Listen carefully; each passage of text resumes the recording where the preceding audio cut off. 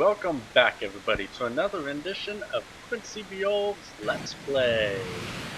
And today we're playing Final Fantasy VI.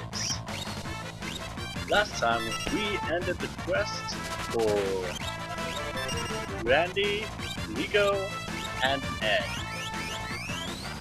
And the quest before that we ended... before then we finished John Locke and Celis. So, what happened last time, for these three, we fought Ultros, and we're still going down the river on our way to Nosh.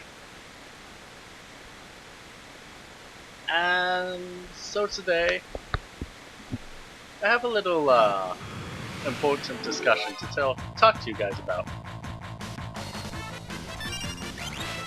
So I'm planning to go to the University of Washington in Comparative History of Ideas program, and hopefully I will either double major or minor in comparative religion, because I find just all of the fact that we all came from the same earth, or that we're all on the same earth, and that a lot of different religions and people have the same basic morals, and yet we differ ourselves from each other. It's a little interesting. So a little background with me is I was born and grew up conservative evangelical, which is strange because conservative evangelicals today tend to have a different view that I was grown up or that I was raised with. Like, you see people on the news that talk about very hateful things. It's really depressing because I grew up with messages of love, love, love. So, it seems like the message of conservative evangelicals has changed since I was a child, which was like a little over 10 years ago. So, yeah. So I slowly became more non-denominational Christian until in the 2012 9/11 Benghazi attacks, I was in a community around people where they were very close-knit, and they said some things that was not very Christian-like or very loving. So I took a step back and looked at why there are three groups of people where their God is the same guy, and yet they tend to hate or do terrible things to each other. And so I came up with the assumption that maybe it's not the specific religion, but maybe religion gets in the way of faith itself. And so after we first get into Nosh, I will talk about theistic hate, or and theistic anger. So hold on for just a second.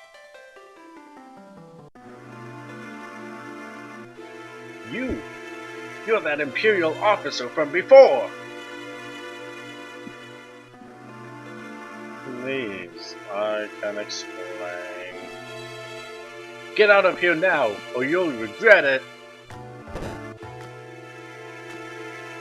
Let's not get hasty here. I'm King Edgar of Figaro. Liar!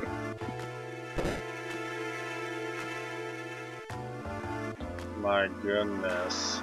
And that, my friends, is why I can't stand men. It's like they don't even have ears. Sorry, it's all my fault.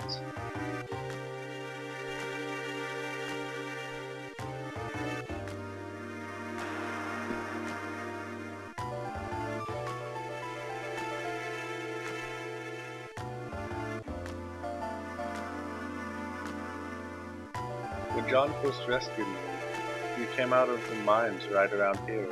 You fiddled with something. Yes, he told me.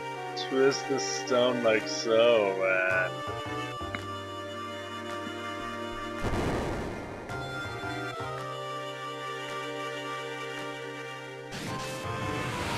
So, now that you know a bit of background of me, and that I plan to continue studying comparative religion, I want to take this time to talk about something that I have noticed a little bit among people. So, last episode I mentioned how we like to put people in boxes. We as humans love being smart. We love saying that we know stuff. Because, I don't know, arrogance, maybe? So, whenever something is a little too complicated, or something is a little too...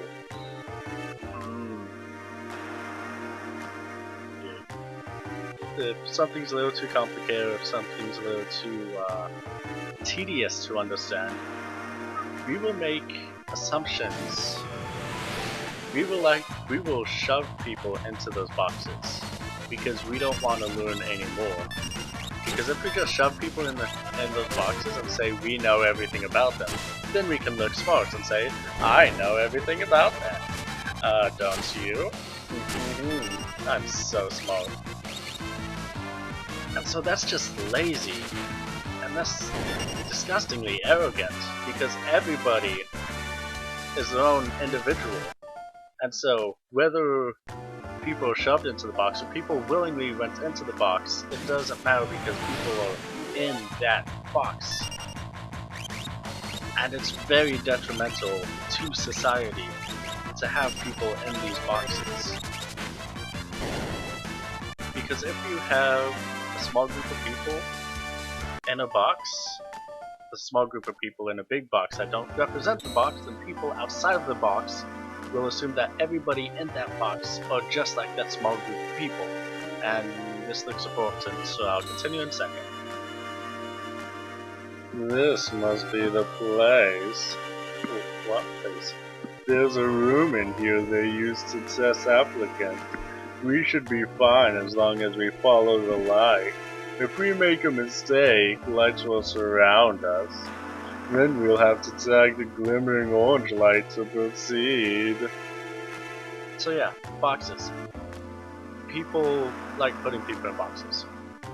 Whether that be for religion, for social cliques, for anything. And so these boxes are not good for helping society. Because like I said, if you see a small group of people in a box that doesn't represent the box, like let's say Westboro Baptist Church or Al-Qaeda, people outside of the box will be fearful of that group and not really understand that it's different from the box. And so people will hate everyone within the box, which comes to theistic hate. Theistic hate is a very blinding hate. It's when you make assumptions of someone and hate people and assume yourself will always be better than them just because they have a different belief than you.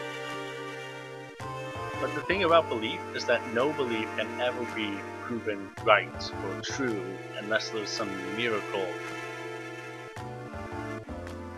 Or technically when you die as well. Because if nothing happens when you die, then, well, a lot of religions are incorrect. But then again, you won't be able to tell anybody after that. So, you won't be able to tell anybody which belief, which religion is correct. So, there's no real reason pointing that out.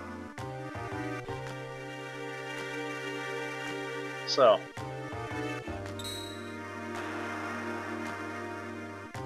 theistic hate is, it's blinding. It blinds you from itself, which is interesting, because not that many hates do that. Or maybe they do. No, I don't think so. But instead of being like, it's interesting because you can see the biggest example of providing or showing off theistic hate is the phrase, "Those people are so violent, we should kill them all to show how peaceful we are." Which, as I just said, makes no sense. But it happens a lot in any theism, whether you believe in a polytheism, monotheism, or atheism. There will be a lot of people in the group that you're in the box that you associate yourself as that will believe that. Moogles! I'm gonna change the subject to something much happier. Kupo! Po! Serious subject gone, because now we're in a Moogle village. And like I said, Moogles can say or do anything and it will always be cute. Kupo, Kupo, Kupo, Kupo, Kupo, Kupo, Kupo. What is this? Does Kupo all of these Moogles know what to say? And it looks like I can go over there. Oh, I can. But anyways, yeah. Ba ba ba ba ba ba ba. Moogles are adorable. So Moogle villages and chocobo forests are the greatest things ever. But now that we're out of there, we should probably go back to the serious topic. Although it's not really all that much fun. Anyways. Oh, that's what that door is for. Oh, because in the second episode we saw that door and I was trying to figure out what it was for. I couldn't figure it out, and it's for the Moogle village. That is awesome. Yay. Anyways, so yeah. So, these boxes are very hurtful for society and religions. Because, for example, after I was looking at this, I honestly let go of the religion, but not the faith itself. Because I feel like religion gets in the way of faith.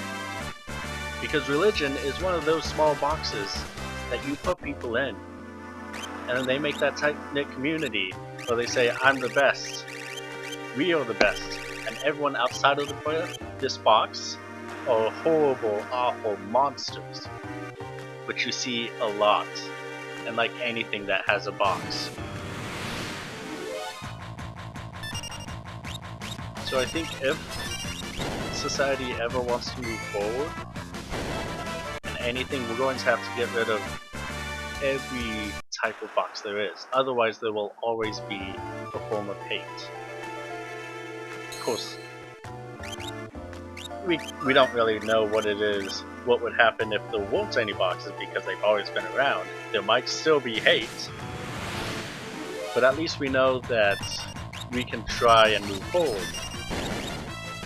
Instead of saying all of these people are horrible, awful people because they're in a different box than us, we can look at people on like person to person related basis instead of just the boxes. Bandit, King Edgar, oh, and Terra too. All of this. How do things stand here in Norsh? Same as always, the town's neutral, and I've tried to convince them to side with Utonus, but it's no use. Of course, maybe with you and the King of Figaro here.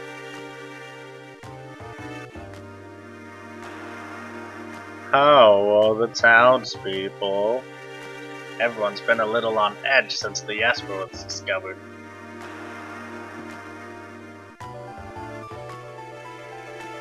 We believe Terra may be able to help us get answers to our questions about the Esper. Well, the townspeople are still quite curious about it as well. If we approach them in the right way, there's a good chance they'll agree to let us see it.